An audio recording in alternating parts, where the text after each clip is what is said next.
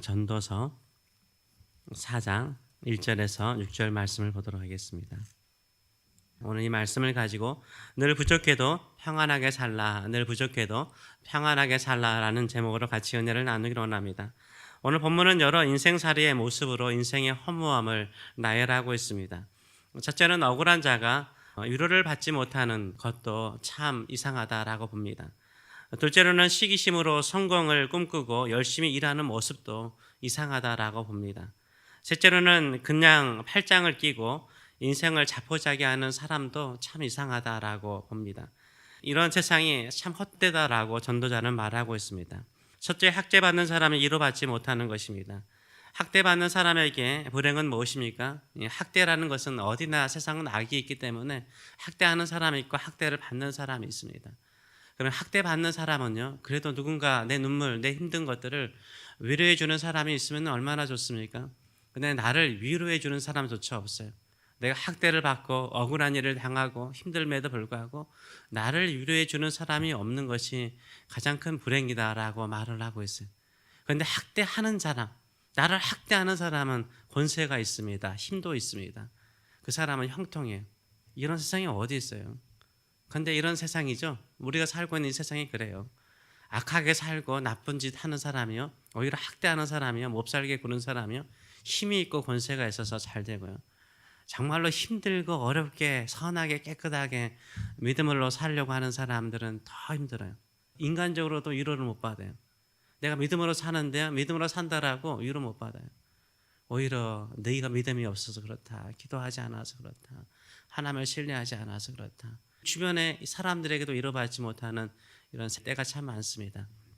그럴지라도 하나님의 살아계심을 믿으시는 저와 여러분 되시길 축원합니다. 1절은 이렇게 말하고 있습니다. 내가 다시 헤아려 행하는 모든 학대를 살펴보아도다. 보라, 학대받는 자들의 눈물이로다. 눈물 흘린 사람이 그렇게 많다는 거예요. 그들에게 위로자가 없도다. 그들을 학대하는 자의 손에는 권세가 있으나 그들에게는 위로자가 없도다라고 말을 하고 있습니다. 우리에게 위로자가 없어서 내가 참 괜히 태어나지 않았으면 좋겠다, 이런 생각을 하는 사람이 있습니까? 이 전도자도 그런 말을 하고 있습니다. 2절과 3절의 말씀을 보게 되면 이렇게 말하죠.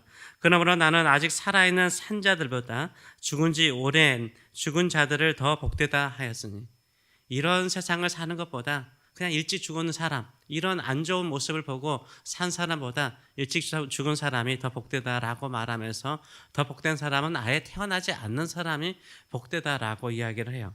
이 둘보다 아직 출생하지 아니하여 해 아래에서 행하는 악한 일을 보지 못한 자가 더 복되다 하였노라 라고 말을 하고 있습니다. 이런 사회가 되면 안 되죠. 그래서 우리 사회 속에서요, 내가 태어나지 않았으면 좋겠다, 일찍 죽었으면 좋겠다, 이런 말들이요, 주변 사람들에게서 나오고 많은 사람들의 입속에서 이런 말이 나온다는 것은 이 세상이요, 뭐하다는 거죠? 악하다는 거죠. 이 세상이 악하다는 거예요. 우리 주변이 또 악하다는 거예요.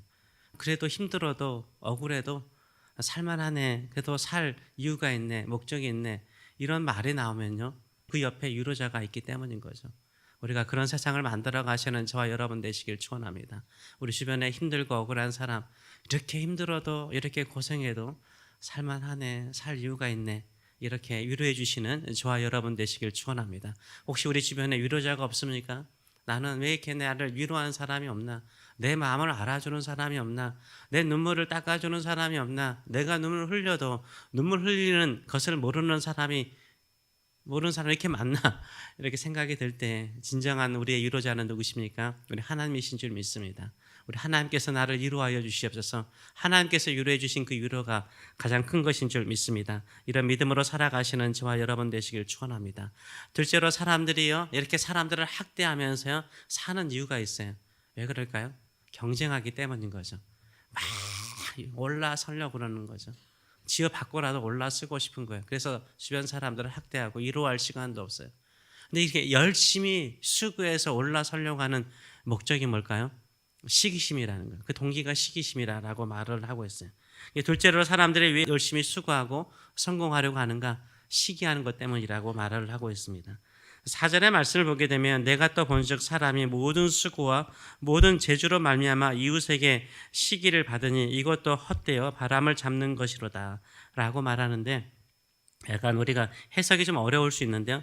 쉬운 성경이라든가 공동 번역을 보게 되면 이렇게 말해요. 열심히 일하여 성공하고자 하는 동기가 자기 이웃에 대한 시기심 때문이로다라고 말해요. 열심히 일하고 수고하는 게 동기가 뭐라고요? 시기심 때문이에요. 내 이웃집이 이 큰 집을 샀대요. 그럼 나도 큰 집 사고 싶어요. 그래서 열심히 일을 하는 거예요. 자녀들이 잘 됐대요. 내 자녀도 잘 되는데. 그래서 열심히 돈을 벌어서 자식들에게 학원도 보내고 과외도 시키고 다양하게 서포트를 하려고 하는 거죠. 진정한 자신의 사명이나 소명을 따라서 인생을 살아가는 것이 아니라 시기하고 질투하면서 열심히 수고하고 애쓰는데 헛되다는 거죠. 다 그 뜻대로 되나요? 시기심으로 산다고 해서 모든 것을 다 이루나요? 그렇지 않잖아요. 그런 인생을 살고 있는 것을 한탄하고 있는 것을 볼 수 있습니다. 우리도 혹시 그러지는 않습니까? 시기심 때문에.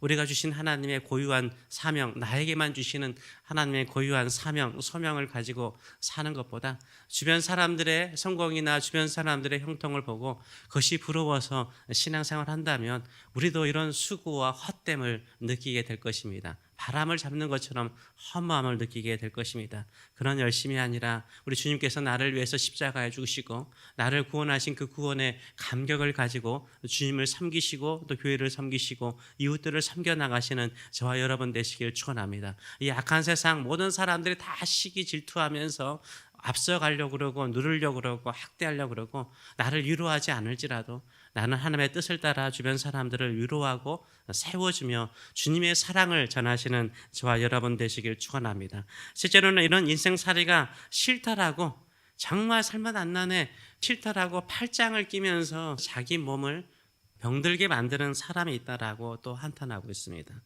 오전에 말씀을 보게 되면 우매자는 이건 바보라는 것입니다. 우매자는 팔짱을 끼고 있으면서 자기 몸만 축내는도다. 자기 몸을 병들게 하고 약하게 만든다라는 말입니다.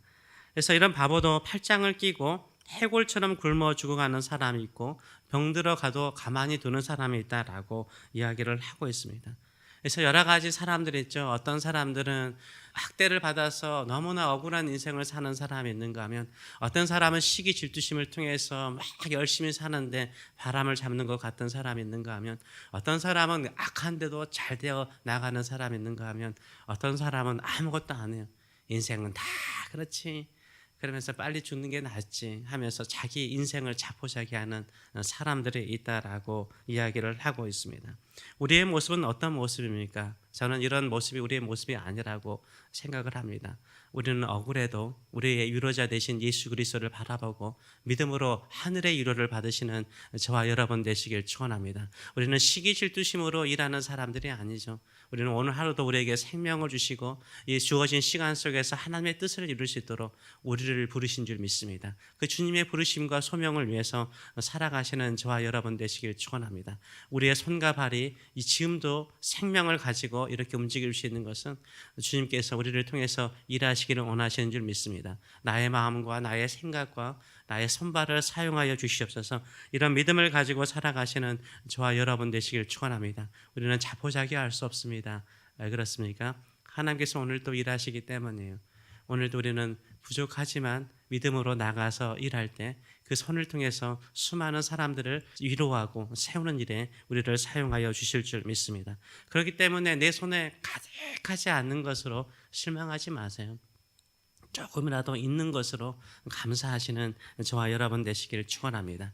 내가 왜 태어났냐? 내가 왜 이렇게 힘들게 사는 것보다 일찍 죽는 게 낫겠다. 이런 결론을 내리지 않고 그래도 내가 복된 인생을 살아가고 있다라고 결론을 내릴 수 있는 것은 내가 좀 부족해도 마음의 평안함이 있고 예수를 믿는 믿음으로 사는 것으로 감사하시는 저와 여러분 되시길 축원합니다. 그래서 6절은 이렇게 말합니다. 두 손에 가득하고 수고하며 바람을 잡는 것보다 열심히 수고해서 모든 것을 다 가지고 있는 것처럼 보이는데 바람을 잡는 것처럼 헛된 것보다는 한 손에만 가득하고 조금이라도 더 있는 손에만 가득하고 평안함이 더 낫다라고 이야기를 하고 있어요.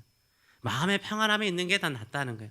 좀 내가 좀 부족해도 마음의 평안함이 있는 게 훨씬 낫다라고 생각을 해요.